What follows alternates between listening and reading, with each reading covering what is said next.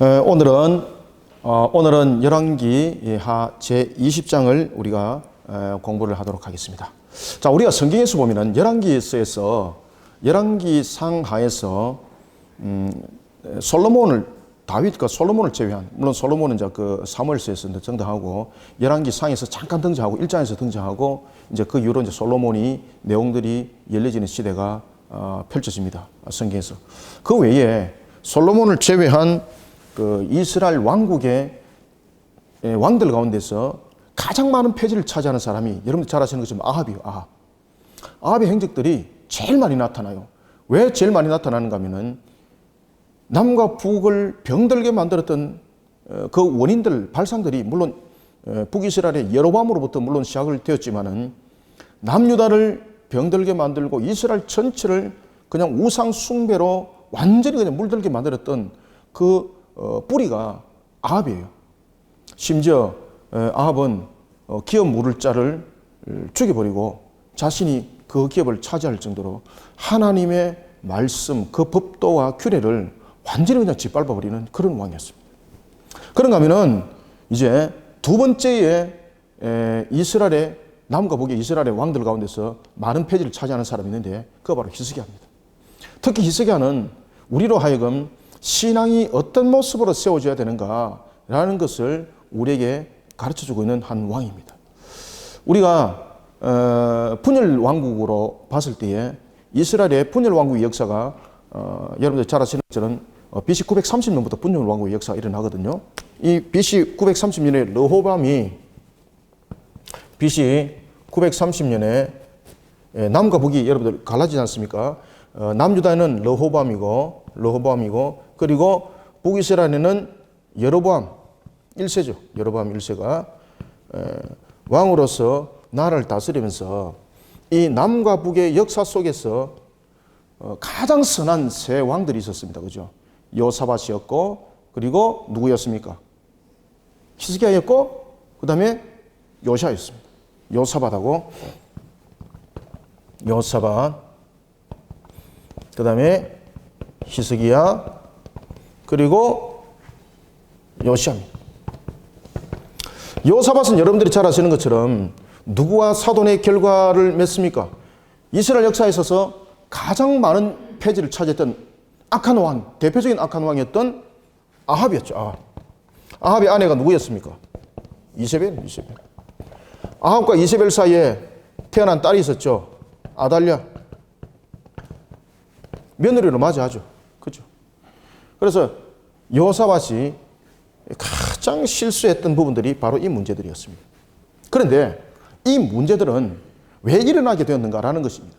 이 문제들이 일어나게 되었던 것 가운데서 가장 핵심적인 것들이 뭔가 하면 모든 이스라엘 역사들의 왕들에게 다 일어났던 사항들입니다. 그것은 통일왕국에서부터 시작해서 사울이라는 통일왕국의 BC 1050년에 통일왕국이 사울로부터 여러분들 시작되지 않습니까? 이스라엘 역사가. 그리고 남과 북이 930년에 이렇게 갈라지는데 이 모든 역사에 있어서 이스라엘 남과 북의 왕들에게 공통적으로 여러분들 일어났던 것이 뭔가 하면요. 하나님을 절대적으로 의지해야 될 그들이 하나님의 절대 주권 속에서 있는 절대적으로 하나님을 의지해야 될 그들이 하나님을 절대 의지 않고 무엇을 의지하게 됩니까? 세상의 힘과 결탁을 합니다. 힘과 결탁. 이 세상의 힘과 결탁을 하면서 그들이 그 세상의 힘과 결탁을 하기 위해서 했던 것이 뭔가 하면 정략결혼입니다. 정략결혼. 이 정략결혼에서 여러분이 잘 아시고 있는 것처럼 다윗도 이 정략결혼에서 자유롭지 못합니다. 이 정략결혼으로 인해서 여러분이 잘 아시는 것처럼 그 아들들의 사건들이 터지지 않습니까? 그렇게 태어났던 아들들. 뿐만 아니라 솔로몬, 여러분 우리가 그렇게 잘 알고 있는 지혜의 왕이라 했던 솔로몬. 이 솔로몬 왕도 이 세상의 힘과 결탁하는 정략결혼과 피할 수 없는 길을 걸어갑니다. 뿐만 아니라 우리가 남과 북이 갈라졌던 그 시대에 가장 선한 3대 왕, 선한 3대 왕을 뽑으라면은 바로 여호사밧과 그리고 히스기야와 요시아인데 이 여호사밧조차도 이 정략결혼과 멀어질 수가 없었어요. 그러니까 결국은 아합과 이세벨의 딸이었던 아달랴를 며느리로 취한 자체가 전부 다 정략결혼이었습니다. 그러니까 이런 히스기야조차도, 오늘 본문에 등장하는 히스기야조차도 오늘 우리가 본문에 보면은 한 사건이 터지게 되는데, 특히 오늘 본문은 20장에서는 보면은 제20장에서 무엇을 다루고 있는가 하면은 제20장에서 특히 이제 이 히스기야의 발병이 일어나게 되는데, 히스기야의 회복과 그리고 그의 징계에 관한 내용들을 다루고 있습니다. 그러면 왜 이 징계가 일어났는가? 바로 세상의 힘과 결탁하는 겁니다. 히스기야가 세상의 힘과 결탁하여서 하나님으로부터 일어나는 이스라엘 징계가 바로 뭔가 하면은 포로로 잡혀가는 것이었습니다. 자, 오늘 우리가 성경을 묵상하면서 히스기야 그러면은 이스라엘 역대 남과 북 분열 시대의 왕들 가운데서 가장 선한 세 명의 왕을 골라라 그러면은 그 세 명 가운데 한 명이었던 히스기야. 이 히스기야도 세상의 힘과 결탁하는 부분에서 예외가 아니었다는 것입니다. 그러면은 저와 여러분들이 오늘 이 본문들을 공부를 하면서 우리가 깨달아야 될 것은 뭔가 하면은, 우리가 어떤 환경과 어떤 모습 속에 담겨져 있을지라도 절대 주권자 되시는 하나님을 믿어 의심치 아니하고 그 하나님의 앞에 신앙 가운데 서 있는 존재, 하나님의 말씀을 지켜 순종하는 그런 종의 길을 걸어가는 존재, 이것이 우리의 본인의 모습이라는 것을 우리가 깨달으셔야 되는 겁니다. 그러지 않았을 때는 오늘 본문에 등장하는 것처럼 히스기야를 통해서 우리에게 깨닫게 알게 하는 것이 있는데, 그것이 바벨론의 포로 사건입니다. 자, 우리가 오늘 20장을 이제 1절부터 우리가 하나하나 우리가 말씀을 묵상하면서 히스기야의 내용을 우리가 본격적으로 보도록 하겠습니다. 자, 이런 역사적인 인물이었던 히스기야. 우리가 여러분들 잘 아시는 것처럼 히스기야에 대한 성경도 여러분들 한번 보십시오. 히스기야에 관해서 성경은 뭐라고 말하고 있는가 하면 20장 20절을 먼저 한번 보십시오. 히스기야는 역대 왕들이 예루살렘 수도에서 하지 못한 그런 일을 했는데, 그것이 뭔가 하면 외침으로부터 예루살렘을 지키기 위한 지난주 시간도 제가 말씀드렸죠. 수도를 놓는 일을 했던 겁니다. 그것이 지금까지도 여러분 존재하고 있습니다. 얼마나 여러분들 견고하게 만들었는지. 자, 20절을 먼저 한번 읽어보겠습니다. 시작. 히스기야의 남은 사적과 그의 모든 업적과 저수지와 수도를 만들어 물을 성 안으로 끌어들인 일은 유다 왕 역대 지랑에 기록되지 아니하였느냐. 아멘. 이런 히스기야입니다, 여러분들. 이런 히스기야가 죽을 병이 걸린 거예요. 20장 1절은 이렇게 말합니다. 그때에, 여기서 그때라는 것은 어느 때인지는 모르지만은 불특정하지만은 특별한 날이었습니다. 그래서 그때에 병들어 죽게 된 것을 누가 듣게 됩니까? 이사야가 듣게 되는 거죠. 그래서 이사야가 그에게 나올 때에 이사야가 뭐라고 말합니까? 여호와의 말씀이 너는 집을 정리하라. 와, 여러분들 앞에 신앙 가운데 여러분들 살아왔습니다. 달려왔습니다. 이때에 여러분 히스기야가 나이가 얼마가 됐을까요, 여러분들? 이때 여러분들 히스기야 나이가 여러분 40대입니다, 40대. 그런데 이 선지자가 와가지고 너의 집을 정리하라. 죽고 살지 못하리라. 그럼 여러분들이 볼 때에 할렐루야, 주님의 뜻인 줄 알고 그 말씀에 순종하겠습니다 이러면서 여러분들이 기뻐하겠습니까? 그냥 자복하는 거죠. 그냥 막 낙담되는 거죠. 히스기야도 마찬가지였습니다. 그때에 집을 정리하라는 것은 여러분들 어떤 의미를 가지고 있습니까? 죽기 전에 왕의 권한으로서 집을 정리하라는 것은 후계자를 지명하라는 뜻입니다. 후계자를.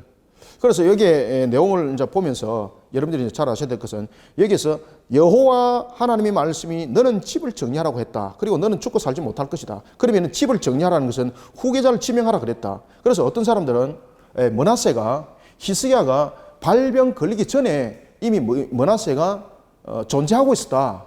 이 부분들을 가지고, 이 본문을 가지고 이야기하는 사람들이 있습니다. 그러나 사실적으로는 그렇지 않습니다.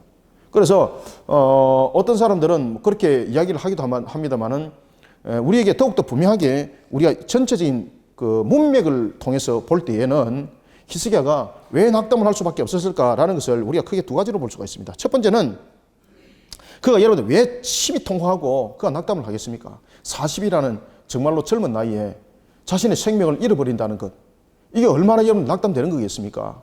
그리고 두 번째는 자신의 대를 이을 만한 자신의 아들의 씨가 없었습니다.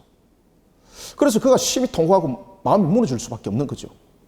이런 속에 히스기야는 어떻게 합니까? 딱 여기서 히스기야 자세를 딱 보셔야 돼요, 여러분들. 이런 절망하고 낭망하는 가운데에 사람들이 부딪히게 되면은 대체로 신앙으로 반응하는 것이 아니라 대체로 육신적으로 반응하는 경우들이 굉장히 많습니다. 저도 이런 경우들을 많이 겪었는데 사람들을 상담하면서 그럴 때 제일 힘들어요, 여러분들. 신앙으로 고면해도 받아들이질 않아요. 왜냐하면 무너져 버렸으니까. 무너질 때 육신이 무너지면서 신앙이 함께 무너져 버리는 거예요. 그러니까 이 신앙의 칼날이 그에게 내리꽂히질 않는 거예요.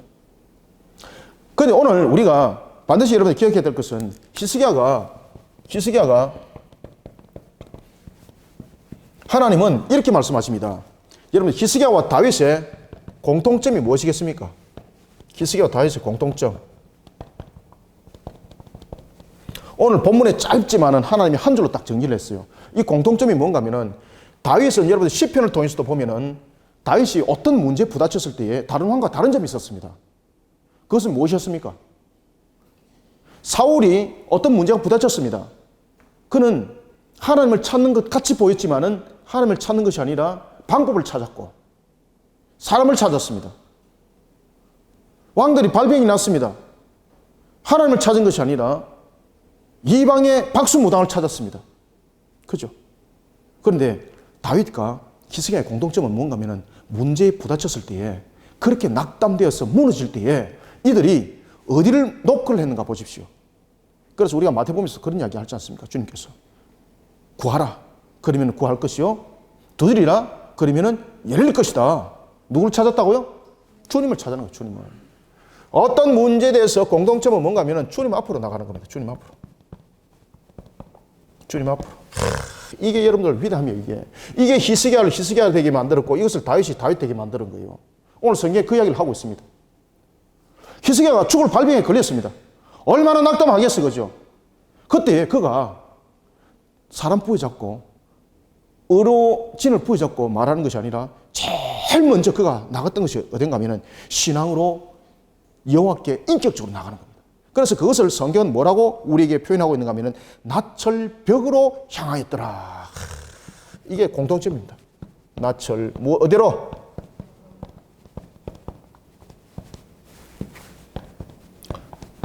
이것이 주님 앞으로 나가는 모습입니다. 이것이 히스기야와 다윗의 공통점입니다.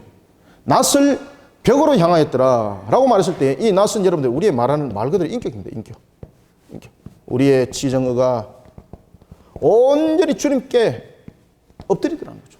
그러면은 우리의 인격이 주님 앞에 엎드린다는 것은 제일 먼저 무엇을 인정한다는 겁니까? 하나님이 절대 주권자라는 거죠. 절대 주권자. 그 다음에 두 번째, 하나님은 전능자시라는 거죠. 그 다음에 세 번째, 하나님은 자기의 백성을 위해서 그리고 자신의 백성과 그리고 언약의 백성인 자신의 자녀인 아들을 위해서 모든 것에 대해서 선으로 갚아주신다는 것을 안다 모른다. 아는 왕이었습니다. 그러니 어떤 자가 백성이고 어떤 자가 여러분 하나님의 자녀입니까? 하나님의 말씀의 순종이죠. 하나님의 말씀에 대한 순종. 이것을 우리가 하나님의 자녀라 그러고 백성이라 그런단 말이죠. 그러니 히스기야와 다윗이 벽을 향하여서 하나님께 나갔던 신앙의 인격 속에서는 백성의 자세와 아들의 자세가 함께 있었던 거죠. 그러면은 백성의 자세에 있어서는 하나님이 왕이라는 거예요. 하나님이. 내가 왕이 아니라 하나님이 왕이라는 것을 인정하고 나가는 왕들이. 그 다음에 두 번째는 내가 하나님의 아들이다. 하나님의 자녀다. 그러니까 아버지께 나가는 거예요. 아버지께 문제 해결을. 아버지의 문제 해결해 주십시오. 아버지 나를 도와주십시오. 아시겠습니까? 그런 하나님, 그런 아버지 절대 주권자이시면서 전능자시라는 거죠. 그러니 능치 못할 일이 없다는 거죠. 이것을 무엇으로 알더라? 이것을 믿음으로 나가더라 말이에요. 이게 이들의 공통점들입니다. 공통점들. 그런 속에 역사가 일어났습니까? 안 일어났습니까? 그래서 우리는 오늘 히스기야의 장면을 통해서 하나님께서 다윗 이야기를 해요. 히스기야가 2절에 보면 히스기야가 낫을 벽으로 향하여 여호와께 기도합니다. 뭐라고 기도합니까? 지금까지 내가 하나님의 백성으로서의 그리고 하나님의 자녀로서의 선을 도모하는 자였습니다. 그죠? 그런 나에게 오늘 발병되었던 이 문제에 대해서 이 질병에 대해서 하나님 나를 돌아보시고 나를 치료하여 주셔서 나를 다시 한 번 더 이렇게 세워주셔서 주님의 나라를 굳건하게 세워나가는 그 직무를 잘 감당할 수 있도록 하나님 나를 도와주십시오. 자, 3절, 4절 한번 읽읍시다. 시작. 여호와여 구하오니 내가 진실과 전심으로 주의 행하며 주께서 보시기에 선하게 행한 것을 기억하옵소서 하고 히스기야가 심히 통곡하더라. 이사야가 성읍 가운데까지도 이르기 전에 여호와의 말씀이 그에게 임하여 이르시되 아멘. 자신을 자랑 삼질 않죠. 그죠? 자신이 과거에 뭔 업적이 있었습니다. 얼마나 그가 여러분들 업적들이 많았습니까? 히스기야 아주 대표적인 것들 산당을 그냥 싸그렇이 그냥 없애는 강력한 개혁을 일으켰죠. 그 다음에 이방 숭배, 뱀 숭배 사상을 모세의 노뱀이라고 말하면서 그런 숭배 사상 속에 젖어들었던 그것들을 완전히 제거하는 일에 그는 왕도 손대지 못한 일들을 했던 왕. 그러니 얼마나 여러분 하나님의 나라를 위해서 그가 힘쓰고 애쓴 자였습니까? 그러나 그런 것들을 그가 돌아보는 것이 아니라 내가 하나님의 백성으로서 내가 아버지의 자녀로서 지금까지 걸어왔던 것을 아버지가 돌아봐 주시고 왕이신 하나님이여 돌아봐 주시고 나를 불쌍히 여겨 주시옵소서. 나를 불쌍히 여겨 주옵소서. 얼마나 겸손한지 신앙의 인격으로 낯을 벽으로 향하여 신앙의 인격으로 나가는 거예요. 이때 낯을 벽으로 향하는 것은 신앙의 인격을 도모했다는 거죠. 내가 무엇을 했는데 이런 자랑 삼는 것이 아니라 내가 왜 하나님 뭐를 했잖아요. 그러니 어떤 부분에서 나를 치료하여 주옵소서라는 대가성의 지불이 아니라 인격적으로 주님 앞에 나가는 거예요. 그래서 낯을 벽으로 향하여 라는 것은 겸손한 인격을 말하고 있습니다. 겸손한 인격. 이것이 다윗과 히스기야의 공통점이죠. 그래서 히스기야에 나가서 회복받았던 부분과 다윗이 하나님께 나와서 회복받았던 부분들을 여러분 면밀하게 검토해보면 공통점들이 항상 나타나요. 이거는 무엇인가 하면 우리에게 그러한 부분들을 너희들이 바라보고 신앙의 빠른 길을 가라는 이야기입니다. 그러니 성경은 우리에게 신앙으로 20년 걸릴 길을 그냥 한 달에 주님을 바르게 바라볼 수 있는 그 길들을 인도해 주시는, 그러니까 우리를 구원에 인도할 뿐만 아니라 우리를 성화 과정 속에서 바르게 세워나가는 신앙의 양식을 바로 세워나가는 데 있어서 유일한 책이 여러분 성경이에요. 성경. 성경이 우리에게 주시는 이 말씀의 조명들을 쫓아가게 되면은 우리가 여러분들 격기로 갈 일들이 없어요. 오늘도 본문에 보면은 이와 같이 히스기야가 기도를 하고 있을 때에 하나님이 히스기야가 기도하고 있을 때에 오늘 본문 4절에 이렇게 말합니다. 이사야가 성읍 가운데까지도 이르기 전에 이사야가 히스기야에게 말을 전하고 그 성읍을 벗어나기도 전에 하나님께서 기도에 응답을 해버린 거예요. 그때에 하나님이 여러분들 기도 응답을 할 때에 어떻게 기도로 응답을 하시는가 보십시오. 그래서 5절에 별표를 딱 쳐놓으십시오. 5절에 별표를 2절에 별표를 쳐놓고 5절에 별표를 딱 쳐놓으면 연결이 되죠. 낯을 벽으로 향하고 그때 하나님께서 어떻게 히스기야를 인정하는가 하면 이렇게 말합니다. 너는 돌아가서 내 백성의 주권자라고 말하고 있습니다. 내 백성의 주권자. 그죠? 내 백성의 주권자.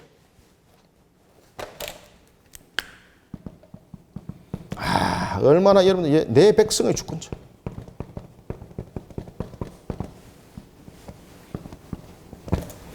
그래서 여기서 보면은 제가 일찍 여기서 말씀드렸죠. 절대 주권자 되시는 하나님, 전능자 되시는 하나님, 백성으로서의 자세, 아들로서의 모습, 그 부분에서 선을 도모한 자였다. 선을 도모한다는 것은 결국은 하나님의 말씀에 대한 순종이었다.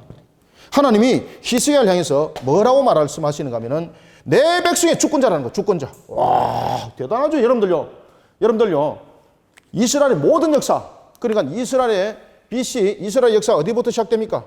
BC 1050년에서부터 북이스라엘의 멸망인 BC 722년을 넘어서 그리고 남은 남유다의 멸망이었던 BC 586년이라는 이 역사 속에서 왕들이 약 한 40명의 왕들이 등장하는데 그 가운데서 하나님이 내 백성의 주권자라고 말한 왕은 몇 명이 될까요? 몇 명쯤 될 것 같아요? 단 3명밖에 없었어요. 단 3명. 단 3명. 이 3명 가운데서 한 명이 여러분 누굴 것 같아요? 누굴 것 같아요? 아이고, 그래. 능거짓기는 참 잘하네. 늘어나는 것은 이제 눈치고, 함께 또 늘어나는 것은 또 진리가 아니겠습니까? 성령께서 이제 지혜를 주시고, 명철하게 하시고. 그래, 맞아요. 순서대로 와야지. 제일 먼저 하나님께서 내 백성의 주권자라고 불렀던 사람이 첫 번째가 누군가 하면 사울입니다, 사울. 여러분, 의아스럽죠? 그 다음에 두 번째는 누군가 아세요? 그렇죠, 다윗. 그리고 세 번째는 누굴까요? 그렇죠, 히스기야입니다, 히스기야. 하나님께서 사울을 향해서 내 백성의 주권자라고 말씀할 때는 이때가 언젠가 하면은 사울이 처음으로 왕으로 부름을 받을 때예요. 하나님의 마음에 합한 사울이었지 않습니까? 그래서 내 백성의 주권자라는 단어를 쓰는 거예요. 그리고 두 번째로는 하나님께서 다윗을 향해서 내 백성의 주권자라는 단어를 씁니다. 그래서 이 사울은 사무엘 상에 나타나고 다윗에 대한 주권자는 사무엘 하에 나타나요. 이 내용들이. 그리고 오늘 본문에 히스기야의 내용에서 이 내용이 나타납니다. 그래서 남과 북의 모든 이스라엘의 역사에 약 한 40명의 왕의 역사에 통틀어서 하나님께서 내 백성의 주권자라고 명했던 왕은 단 3명밖에 없어요. 이 내 백성의 주권자에 대한 공통점이 뭡니까? 하나님의 말씀에 대한 순종입니다. 이거. 하나님의 말씀에 대한 순종. 아시겠습니까? 하나님의 말씀에 대한 순종. 그러니 하나님이 그것을 다 기억했다는 거죠. 그것을 다 봤다는 거죠. 너는 돌아가서 내 백성의 주권자 히스기야에게 이르기를 보세요. 여러분 딱 다윗 이야기 딱 하잖아요. 다윗과 같은 자라는 이야기예요. 이 히스기야가. 자, 우리가 5절 한번 읽습니다. 5절과 6절을 읽겠습니다. 시작. 너는 돌아가서 내 백성의 주권자 히스기야에게 이르기를 왕의 조상 다윗의 하나님 여호와의 말씀이 내가 네 기도를 들었고 네 눈물을 보았노라. 내가 너를 낫게 하리니 네가 며칠 만에 3일 만에 여호와의 성전에 올라가겠고 내가 네 날에 몇 년을 15년을 더할 것이며 내가 너와 이 성을 누구로부터 아수르 왕의 손에서 구원하고 내가 나를 위하여 또 내 종 다윗을 위함으로 이 성을 보하리라 하셨다 하라 하셨더라. 아멘. 특히 사울의 문제는 여러분 사무엘하 나중에 9장에 보십시오. 사무엘상 3상 9장 16절 3상 9장 16절 버튼 한번 우리 찾아볼까요? 3상 9장 제가 한번 읽어보겠습니다. 9장 16절 내일 이맘때에 내가 베냐민 땅에서 한 사람을 네게 보내리니 너는 그에게 기름 부어 내 백성 이스라엘의 지도자를 삼아라. 주권자. 아시겠습니까? 그 다음에 우리가 두 번째는 사무엘하 우리가 5장 2절을 봅시다. 사무엘하 5장 5장 2절에 바로 나오네요. 전에 곧 사울이 우리의 왕이 되었을 때도 이스라엘을 거스려 출입하게 하신 분은 왕이시었고 여호와께서도 왕에게 말씀하시기를 네가 내 백성 이스라엘의 목자가 되며 네가 이스라엘의 무엇이 되리라 주권자가 되리라 하셨나이다 하니라. 바로 다윗에 관해서 바로 그 단어를 딱 쓰잖아요. 이와 같이 주권자라는 것은 하나님이 인정했다는 이야기예요. 여러분들 하나님이 인정했다. 하나님이 무엇으로 인정합니까? 하나님의 말씀에 대한 순종입니다. 여러분들요. 하나님으로부터 우리는 여러분들 어떻게 여러분들 인정받는 자가 되어야 되겠습니까? 하나님의 법도와 규례를 지키면서 그 말씀에 순종함으로써 우리는 인정받는 자가 되어야 되는 거예요. 능력으로 인정받는 자 주님이 전능자예요. 여러분들요. 능력으로 여러분 인정받으려 하지 마십시오. 능력으로 인정받는 자 교만해집니다. 여러분들요. 내가 가지고 있는 열심으로요. 그 열심으로 여러분들 인정받으려고 그러지 마세요. 여러분들요. 하나님의 말씀에 순종하는 자는요. 열심을 나타낼 때도 자기 열심이 아니라 하나님께 영광을 돌리는 열심이고요. 내에 대한 능력을 나타내는 것도 나에 대한 자아가 아니라 하나님께 영광 돌리는 주님을 향한 능력이 되는 것이요. 그래서 오른손이 하는 일을 왼손이 모르게 하지 않습니까? 이런 모습이 될 때 하나님께서는 우리를 이미 다 지켜보고 계시는 하나님, 그 하나님이 이렇게 말씀하세요. 내 백성의 주권자라고 말입니다. 이런 히스기야 주님께서 말씀하십니다. 다윗의 하나님 여호와의 말씀이 내가 네 기도를 들었다. 네 눈물을 다 보았다.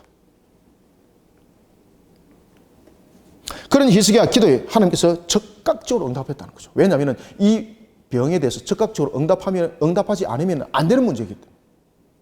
그 적극적으로 응답을 할 때에 하나님께서 말씀하십니다. 3일 만에 낫을 것이다. 바로 낫게 할 수도 있지 않습니까? 바로 낫게 할 수도 있는데 하나님께서 왜 3일이라는 그런 기간을 뒀는가라는 것은 이 치료에 대해서 완전 치료의 기간을 3일로 뒀다는 이야기예요. 이 3일이라는 것은 영육 간의 모든 회복을 함께 말하고 있었고, 그리고 이 3일 동안의 이 약속에는 그저 육신의 회복만을 말하고 있는 것이 아니라 오늘 본문도 보십시오. 세 가지를 약속하죠. 하나님께서 회복할 때에. 하나님께서 회복할 때에 이 히스기야의 이 신앙을 보시고 하나님께서 세 가지를 약속하시는데, 첫 번째는 그의 병으로부터의 회복입니다. 병으로부터의 회복이었고, 두 번째는 생명의 연장이었습니다. 생명의 연장. 병으로부터 회복이 됐지만은 뭐 1년 살다 죽을 수도 있고, 그죠? 한 달 있다가 죽을 수도 있고, 그렇지 않습니까? 그래서 하나님께서 생명의 연장을 보장하셨습니다. 보장. 야, 이게 대단한 거죠. 어떻게 보장하셨습니까? 15년이라는 것을 하나님께서 보장하셨어요. 보장. 그 다음에 세 번째는 대적을 물리치는 것을 하나님께서, 대적으로부터 회복될 것을 하나님께서 보장하십니다.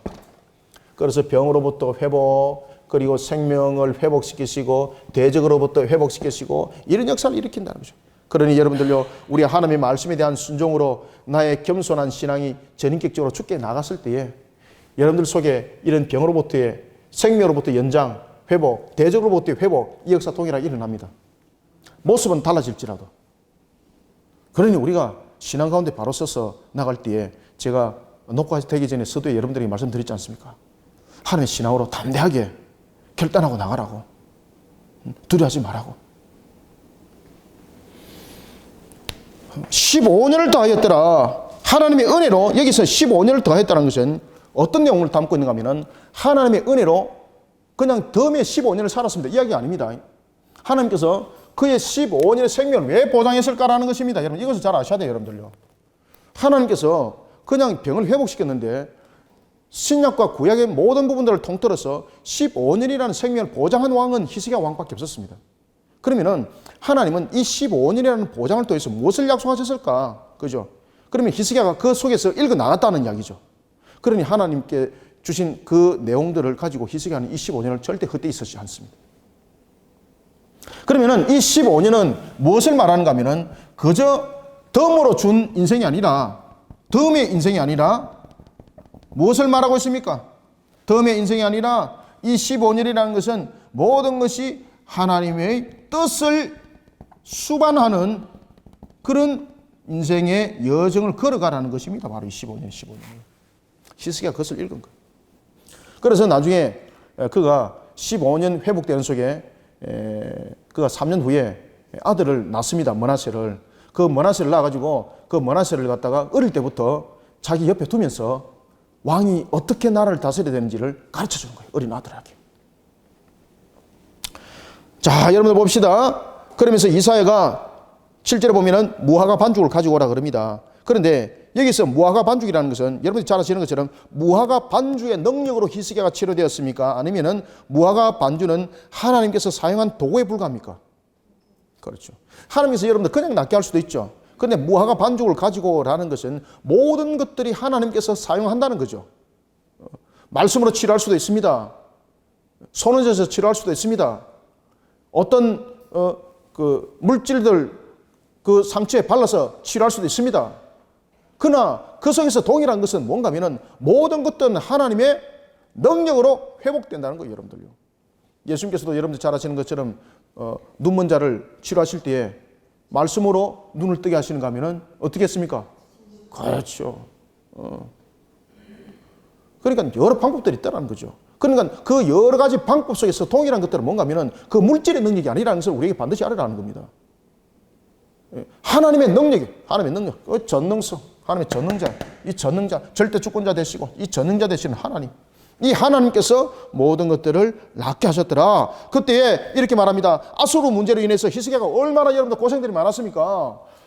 그때 하나님께서 이렇게 말씀하세요. 내가 너와 이 성을 6절 함께 읽습니다. 시작. 6절 7절 다시 시작. 내가 내 날에 15년을 더할 것이며 내가 너와 이 성을 아수르 왕의 손에서 구원하고 내가 나를 위하고 또 내 종 다윗을 위함으로 이 성을 보호하리라 하셨더라. 이사야가 이르되 무화과 반죽을 가져오라 하매 무리가 가져다가 그 상처에 놓음에 나았더라. 아멘. 나았더라. 결국은 모든 것은 물질의 능력이 아니라 하나님의 말씀, 하나님의 능력, 아시겠습니까? 하나님의 능력에 순종하니까 나음의 역사가 일어나더라. 무화과 반죽을 가져오라 그랬습니다. 그런데 다른 밀가루 반죽을 가져갔다. 하나님 말씀의 순종이 아니지 않습니까? 무화과의 능력이 아닙니다. 이 한 나무가지를 마라의 선물이 단물로 변할 때도 이 한 나무가지를 던지라 그랬습니다. 다른 나무가지도 던질 수 있습니다. 그러나 주님께서 명하신 그 나무가지를 던져야 되는 거예요. 여러분들 아시겠습니까? 그런데 제일 필요한 것들은 그 말씀에 순종하는 것. 동일하게 순종했는데 그 말씀에 순종하는 것. 오늘도 이런 속에 달리가는 우리 성도들이 되시길 바랍니다. 자, 8절에 보면은 3일 있다가 히스기야가 이렇게 말합니다. 그러면은 3일 있다가 내가 성전에 올라갈 수가 있겠습니까? 이것은 무슨 말인가 하면 히스기야가 볼 때에 이것은 나올 수 없는 것이라는 거죠. 인간적으로 볼 때에 여러 가지 치료 방법으로 볼 때에 나올 수가 없다는 거죠. 그러면은 전능자께서 나를 치료하시고 나를 회복시킨다는 것을 그러면 한 징표로 나를 보여주옵소서. 그런데 하나님께서 이 부분에 대해서 히스기야로 하여금 다시 깨닫게 하는 것이 있습니다. 뭔가 하면 하나님께서 말씀하셨으면 그 말씀에 믿어 의심치 말아야 되는데 지금 히스기야의 모습을 보면은 믿어 의심을 하는 거죠. 그러면 나을 수 있는가요? 그러면 나의 징표를 보여주십시오. 이거잖아요. 그래서 하나님께서 징표를 보여주는 거예요. 이 징표를 보여줄 때 하나님께서 다른 징표를 보여주는 것이 아니라 자신의 아버지가 만들었던 헤스기야를 통해서 징표를 보여줘요. 이거는 어떤 경고를 주는가 하면은 히스기야를 통해서 다시 말하면은 아수르를 의지했던 그 히스기야의 모습을 간접적으로 하나님께서는 또한 비판하기도 하면서 하나님을 향한 그 믿음을 바르게 가져라는 뜻에서 징표를 구하는 히스기야의 기도에 하나님께서 응답하십니다. 그때 응답하실 때에 오늘 본문에 보면은 자신의 아버지 아하스가 만들었던 헤스기야를 가지고 응답을 합니다. 그러면은 여러분들 이 헤스기야는 어떤 내용들을 담고 있는가 하면은 이 헤스기야는 여러분들이 잘 아시는 것처럼 바로 이 아수르의 이 세력들에 대해서 힘을 빌었던 그런 시대의 내용들을 불신앙을 함께 담고 있는 것을 우리가 볼 수가 있습니다. 그래서 이렇게 하나님께서 묻습니다. 그러면은 네가 어떤 징표를 원하느냐라고 물으니까 히스기야가 뭐라고 말합니까? 이사야가 9절에 보면 이사야가 여호와께 말씀하심을 응하게 하실 일에 대하여 여호와께로부터 왕에게 한 징표가 이 말이다. 무슨 징표가 있습니까? 그러니까 징표가 이 말이다. 해 그림자가 10도 앞으로 나가게 하리까? 그러면 뒤로 물러가게 하리까? 그때 히스기야가 무엇을 말합니까?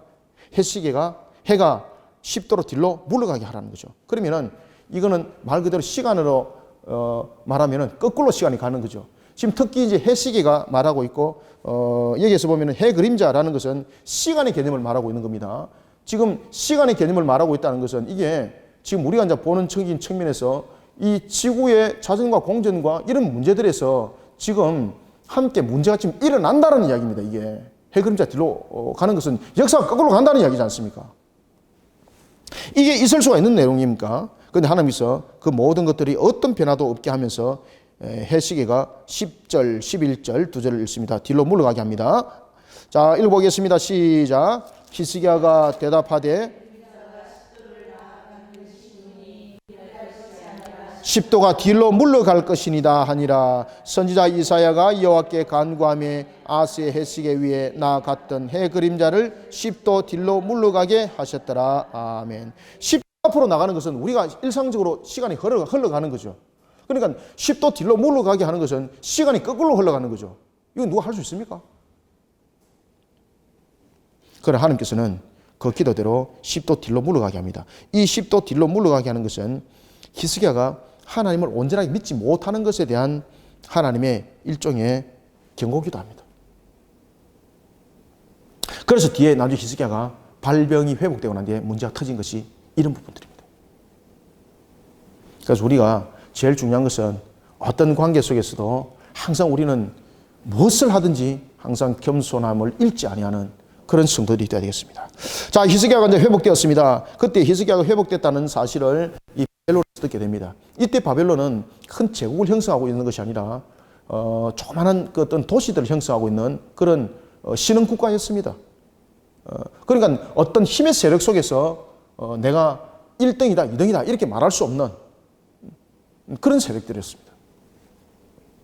그런 세력들이 이제 서로 규합을 해서 하나의 새로운 힘을 발판을 형성하려고 어떤 연합체를 구성하고 있었습니다. 그때 바벨론에 소식이 들려왔습니다. 히스기야가 이렇게 병이 나왔더라.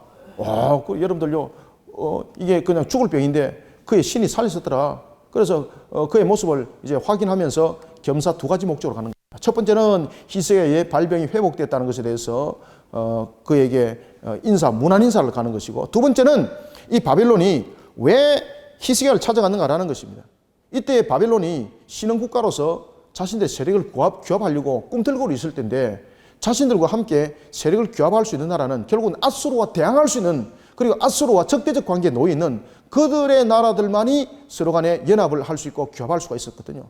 그리고 히스기야가 그러면은 여러분들이 잘 아시는 것처럼 아수르에 얼마나 많이 두들겨 맞았어요. 그죠? 아수르 그러면은 이가 갈릴 정도 아니겠습니까? 오늘도 본문에 보면 하나님께서 말씀하시기를 내가 아수르를 무너뜨릴 것이다. 너를 위해서. 이렇게 말씀할 정도로 이것을 바벨론이 너무나도 잘 알고 있었던 거죠. 그리고 바벨론은 자신들이 세력을 규합해서 어떤 힘의 능력을 나타내기 위해서는 필히 이런 아수르와 대적을 이룰 만한, 대적은 이루는 능력은 안 되지만은 아수르의 적대적 감정을 가진 나라들 규합하는 것이었습니다.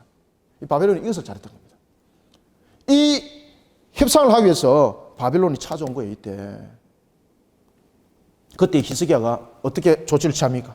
그래서 여러분들이요, 우리가 항상 신앙이 항상 여러분 낯을 벽으로 향하는 이 신앙에 대한 겸손한 인격의 신앙들을 잃어버리지 마시길 바랍니다. 그러니까 회복을 딱 시켜놓으니까 그가 오판을 하는 거죠. 우리가 여러분들 기도 제목 가운데서도 보면은 하나님이 응답하셨습니다 라고 말할 때에 그 응답에 대한 해법들을 잘못 풀어가지고 오히려 하나님이 말하지 아니하는 그 답을 찾아 나가는 사람들도 상당히 많습니다.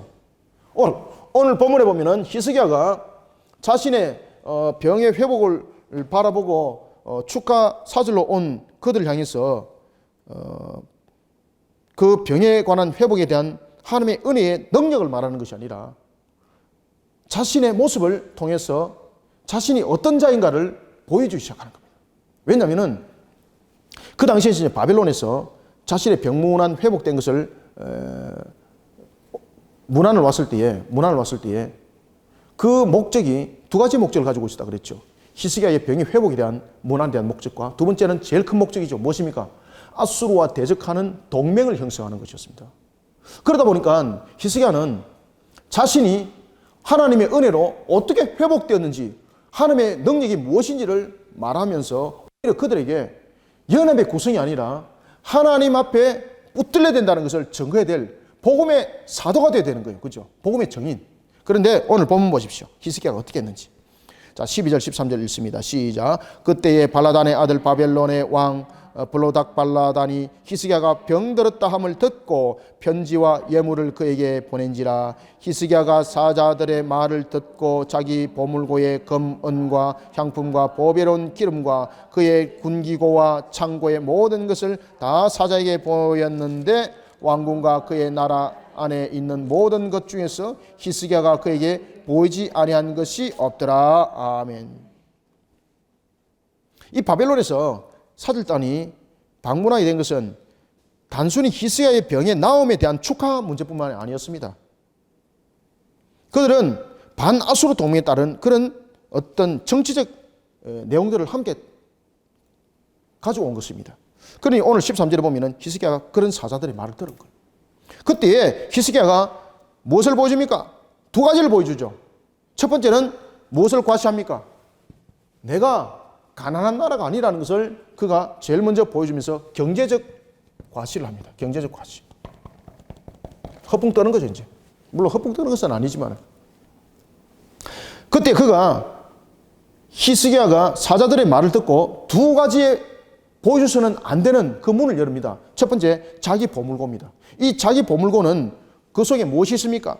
금, 은과 향품과 보배로운 기름이 있더라. 경제적 과시죠. 경제적 과시. 그 다음에 두 번째는 군사적 과시입니다.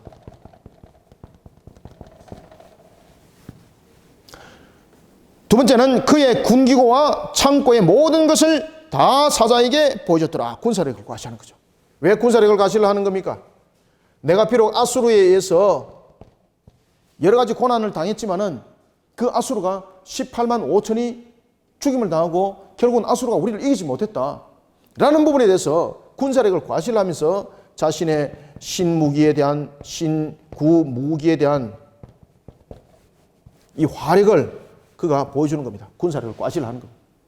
그러니 동맹을 맺을 때에 우위를 차지하겠다는 거죠.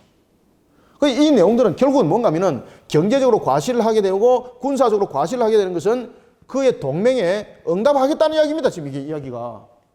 동맹에 응답을 할 때에 내가 우위에 쓰겠다는 이야기입니다. 동등한 관계로 동맹 맺지 말고 우리가 하리로 말하면은 100을 말했을 때에 50대 50의 동등한 동맹 관계가 아니라 어떻게 맺자는 이야기입니까? 60대 예를 들면은 60대 40으로 동맹을 맺자 이 말이에요. 그러면서 경제적 과시와 군사력 과시를 보여주는 거예요, 이게. 히스기야는 자신의 병이 어떻게 나았고 히스기야는 첫 번째 자신의 병이 어떻게 나은 것에 대해서 그가 무엇을 해야 되는 겁니까? 정인이죠. 그 다음에 두 번째 아수르의 18만 5천이 죽임을 당했죠. 아수르의 18만 5천이 죽임을 당했을 때에 그에 대한 히스기야는 뭡니까? 정인이에요, 정인. 그런데 정인으로서의 지금 바벨론에게 말하지 못하고 무엇으로서 다갔습니까? 동맹을 맺는 데 있어서 자신의 과시, 자기가 이런 자입니다. 자기를 보여주는 거예요. 자기 보여주기. 내가 경제적으로 부자입니다. 군사적으로 나라가 이렇게 강합니다. 그래서 우리가 반아수르 동맹을 맺을 때에 내가 우위에 쓰겠습니다. 이 뜻에서 그가 자기 보물고와 군기고를 다 보여준 거예요, 이게. 말 그대로 여러분 무엇입니까? 하나님의 은혜를 잊어버리고 그의 모습이 오만과 교만으로 그의 모습이 나타났다는 거죠. 그래서 우리가 어떤 모습 속에서도 우리의 모습들이 항상 하나님의 은혜를 잊지 아니하는 그런 모습들이 되어야 되겠습니다. 아시겠죠? 그죠? 그때 선지자 이사야가 보십시오. 선지자 이사야가 그 내용들을 알게 됐던 겁니다. 그 선지자 이사야가 뭐라고 말합니까? 14절, 15절 읽습니다. 시작. 선지자 이사야가 히스기야 왕에게 나와 그에게 이르되 이 사람들이 누굽니까? 바벨론에서 온 사람들이죠.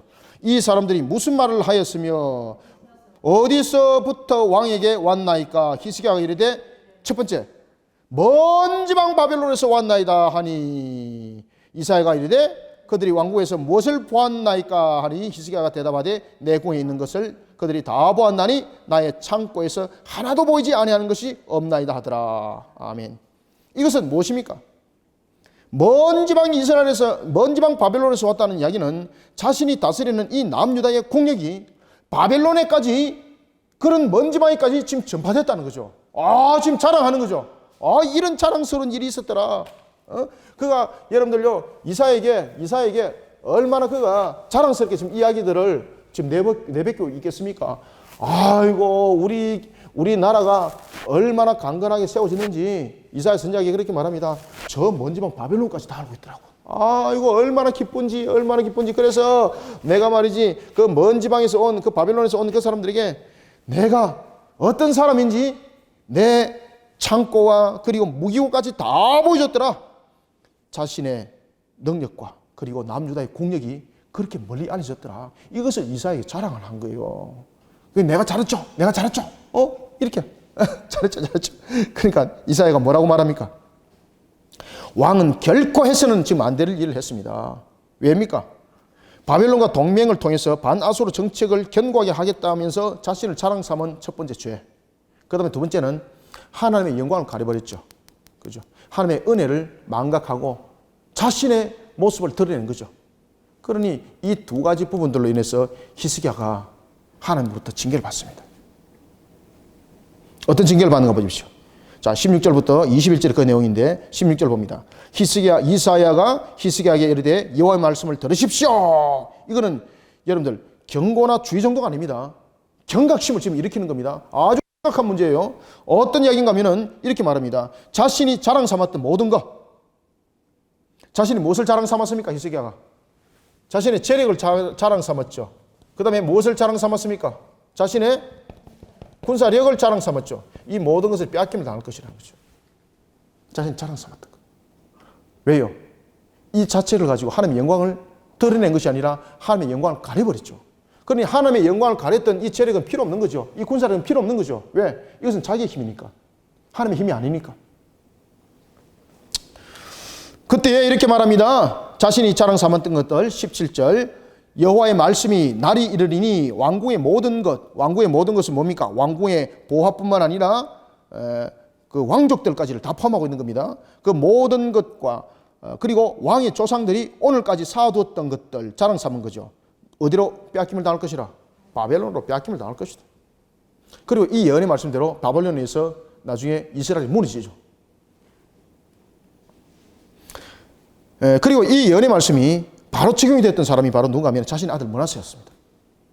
므낫세가 나중에 21장에서 말씀드리겠습니다만 므낫세가 자신의 왕 정치의 후기가 바벨론의 포로로 붙잡혀 갔다가 다시 풀려나서 예루살렘에서 회개의 그가 삶을 살아가는 것이 므낫세의 마지막 삶입니다.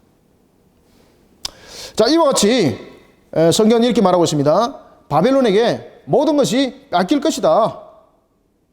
신하들인 므낫세를 비롯한 그의 직계 후손들. 그때 히스기야가 하나님 말씀 앞에 아하 내가 이거 하나님 앞에 죄를 범하였구나. 자복하죠. 바로 회개합니다. 이게 이제 다른 왕들과 다른 점이죠. 그런데 여러분들 반드시 아셔야 될 것은요. 죄는 무엇이 있습니까? 그렇죠. 이거 절대 잊어버리면 안 돼요, 여러분들요. 죄는 회개도 값은 있어요, 여러분들요. 그래서 제가 여러분들이 죄 지면 안 돼요, 여러분. 죄는 값이 있어요, 값이. 잡은 죄 값이 있습니다. 하나님으로부터 용서받아도 그 죄는 값이 있어요, 여러분들요. 아시겠습니까?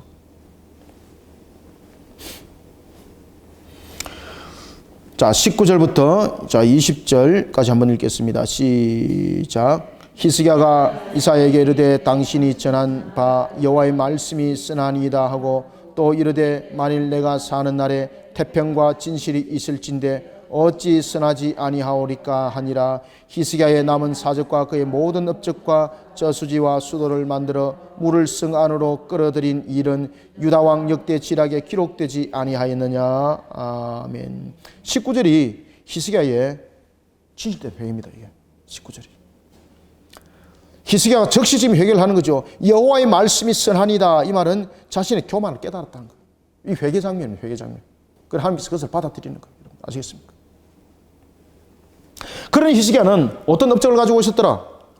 어떤 왕도 하지 못했던 우리가 지난 시간에 지지난 시간에도 우리가 공부했으면은 열왕기 한 18장에 등장하죠. 그 어떤 왕도 행하지 못했던 역사적인 큰 업적인 예루살렘의 저수지와 수도를 만들어서 성 안으로 물을 공급하는 그런 일들까지 했던 그 히스기야도 결국은 죽더라는 겁니다.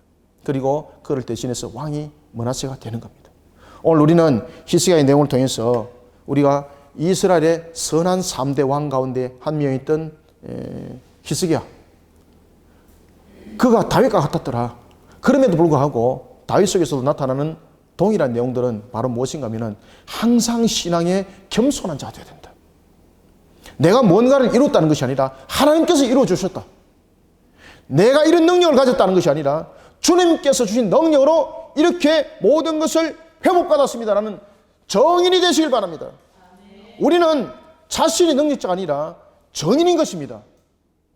우리의 모든 것들을 회복시키기 위해서도 우리를 하나님께서 정인을 삼겠다는 것인지 내가 너를 능력자 만들겠다는 것이 아닙니다. 주님은 우리를 능력자로 원하지 않습니다. 진실된 정인이 되기를 원하고 하나님의 말씀에 신실되게 쓰기를 원합니다. 그런 속에 오늘도 이 땅을 살아갈 때 두려움을 가지지 마시고 항상 하나님의 은혜를 증거해내고 모든 것을 하나님께 영광을 돌리는 우리 모든 성도들이 되시기를 소망합니다.